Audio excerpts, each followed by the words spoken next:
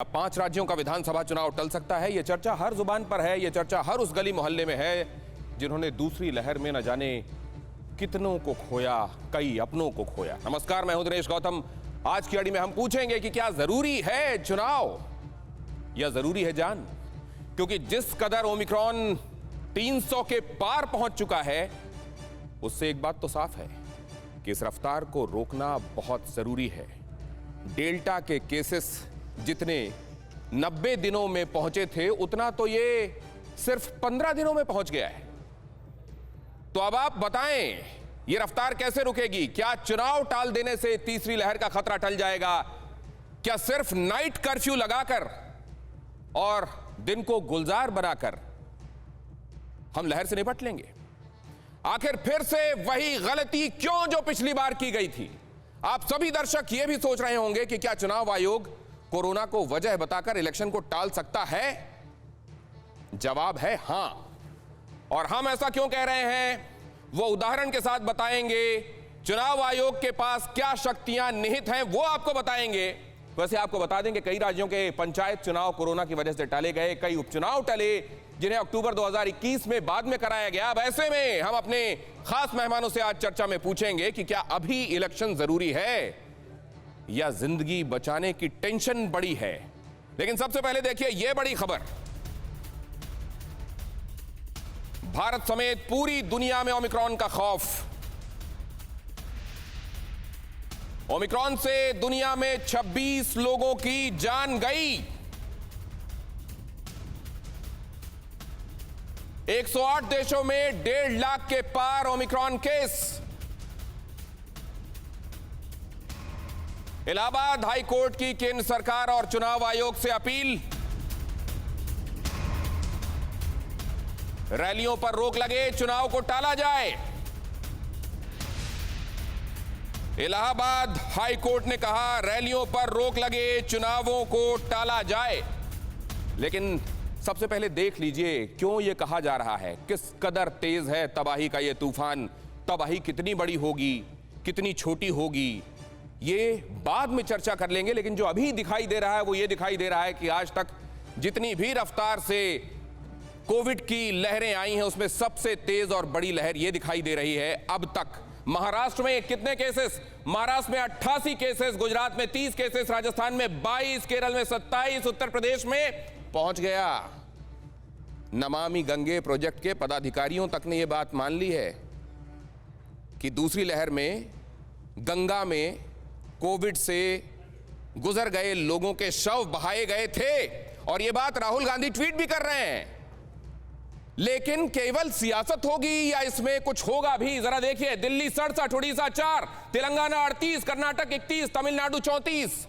ये केसेस आपको अभी जो दिखाई दे रहे हैं, ये 15-20 दिनों में अब करीब करीब 15-16 राज्यों तक पहुंच गया। और अगर इतनी तेजी से संक्रमण बढ़ रहा है, आप जरा देखिए, कुल केसेस 358, 86%, 9 राज्यों में 316 केसेस। एक्टिव केसेस हैं 246, ठीक हुए हैं 114। मुमकिन है कि ओमिक्रॉन एक ऐसा वायरस साबित हो जो उतना फेटल नहीं है, लेकिन अभी तो यह साबित होगा। हमको जो करना चाहिए, क्या वो तकदीर के भरोसे बैठकर, क्या ओमिक्रॉन वायरस के भरोसे छोड़कर कि वो वायरस ब्लीक होगा, वो नहीं करेगा ऐसा, क्या ये मानकर हमको वो करते चले जाना चाहिए जिससे अगर संकट अभी है तो वो और बड़ा हो जाए? ओमिक्रॉन क्या तबाही का तूफान, जरा ये भी देखिए। नाइट कर्फ्यू लगाकर ओमिक्रॉन को रोकने की कोशिश हो रही है। सवाल यह है कि यह सिर्फ विंडो ड्रेसिंग है, इसलिए कि सरकारों को कोई यह ना कहे कि उन्होंने कुछ किया नहीं, या वाकई इससे संक्रमण रुकेगा? क्योंकि देखिए, उत्तर प्रदेश रात 11 से सुबह 5 बजे तक, नोएडा लखनऊ में धारा 144 लागू। मध्य प्रदेश का हाल देखिए, रात 11 से सुबह 5 बजे तक 37 दिन की छूट के बाद सख्ती लग गई। राजस्थान रात 11 से सुबह 5 बजे तक नाइट गाइडलाइंस को लेकर बैठक। गुजरात रात 1 से सुबह 5 बजे तक 31 दिसंबर तक 8 शहरों में पाबंदियां। कड़ाके की ठंड पड़ रही है, वैसे भी सड़कों में कोई दिखाई नहीं देता। रात के बाद वैसे ही कर्फ्यू वाली स्थिति रहती है। दिन के समय मार्केट प्लेसेस में जहां भीड़ की गुंजाइश रहती है, वो जगहें जहां जश्न मनाने के लिए लोग इकट्ठे होते हैं, क्या वहां पर कुछ कंसोलिडेटेड तरीके से किया जा रहा है या किया जाएगा? दिल्ली, महाराष्ट्र, तेलंगाना, कर्नाटक, तमिलनाडु, उड़ीसा, ओमिक्रॉन क्या तबाही का तूफान। 6 राज्यों में सख्ती, वो आपको मैंने दिखाया। Delhi Christmas new year celebration पर फुल स्टॉप के लिए कह दिया गया है। महाराष्ट्र स्कूल बंद, सेलिब्रेशन को लेकर नई गाइडलाइंस जारी कर दी गई हैं। तेलंगाना, यहां आपको सलाम करना चाहिए इस जगह के लोगों को। गडेम एक गांव है तेलंगाना में, एक केस आया था, पूरे गांव वालों ने मिलकर खुद पर लॉकडाउन लगा लिया, क्योंकि अब वो सीख गए हैं कि हमारी जान, हमारी जिम्मेदारी पहले है, सरकारों की बाद में। कर्नाटक में भी 30 दिसंबर से 2 जनवरी तक जश्न पर रोक लग गई। तमिलनाडु में भी सेलिब्रेशन के लिए वैक्सीनेशन जरूरी, ये कह दिया गया अगर वैक्सीनेशन है तो ही सेलिब्रेट करने वहां पहुंच सकते हैं, पहले टीका का सर्टिफिकेट दिखाइए। ओडिशा 31 दिसंबर और 1 जनवरी को रोक लगा दी गई, क्योंकि ज्यादातर लोग पार्टी के लिए इसी समय बाहर निकलेंगे, सरकार ये प्रिज्यूम कर रही है। तो ये सब तो सरकारें एक तरफ कर रही हैं, सिस्टम एक तरफ कर रहा है, तत्परता दिखाई जा रही है, जितनी भी उससे जो हासिल होगा वो बात अलग है, लेकिन दिखाई जा रही है। लेकिन दूसरी तरफ क्या चल रहा है वो भी देख लीजिए, और दूसरी तरफ जिनके जरिए ये चल रहा है, क्या वो तंत्र से कहीं ना कहीं किसी ना किसी तरीके से जुड़े हुए हैं कि नहीं, वो भी फैसला आप कीजिए। जरा देखिए, यहां इलाहाबाद हाईकोर्ट चिंतित है, कह रहा है चुनाव टले, रैली पर रोक लगे, योगी सख्त हो गए, कह रहे हैं नाइट कर्फ्यू लगाया जाएगा। लेकिन अब इधर क्या क्या हो रहा है वो देख लीजिए। प्रोफेसर राम गोपाल यादव मैनपुरी यूपी में अथाह भीड़ देखकर इतने उत्साहित हुए कि कहा कि ये है विजय यात्रा में मैनपुरी का जनसैलाब, जिसके सामने प्रयागराज में सरकार द्वारा जबरन लाई गई भीड़ बौनी पड़ गई। जय अखिलेश। जनता की चिंता भी कोई करेगा? समाजवादी पार्टी तो यही कहती रही है कि योगी गवर्नमेंट ने ढंग से डील नहीं किया दूसरी लहर के दौरान। तो क्या यहां पर जिस तरीके से अभी यादव साहब इसकी तारीफ कर रहे थे वो किया जाना चाहिए क्या? अब जरा देखिए प्रियंका गांधी क्या कर रही हैं। अमेठी यूपी कांग्रेस की रैली, यहां भी भीड़ काफी दिखाई दी। प्रियंका जी इसको देखकर उत्साहित भी हैं। कहा क्या जा रहा है, धन्यवाद अमेठी ढेर सारे प्यार के लिए और भाजपा की कुनीतियों के खिलाफ इस हुंकार के लिए।